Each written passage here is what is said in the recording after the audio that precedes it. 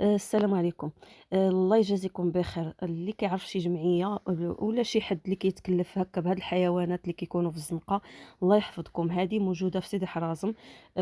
كيموتوا كي كتشوفوا الحالة ديالها يعني بالجوع، لأن كنظن كيقتاتوا غير مع الناس اللي كيكونوا كيمشيو لتمايا كيقيلوا، كيعطيوهم الماكلة، كتعرفوا الشهر ديال رمضان كلّه ما كنظنش الناس كانوا كيمشيو، والحالة ديالها صعيبة. كي كتشوفوا الرجل اللورانية ما كتقدرش تمشى عليها وعندها شي جروح، زيد عليها على الجوع سواء هي ولا كاع داك القطيطات اللي كيكونوا تمايا كلهم لا حول ولا قوة إلا بالله.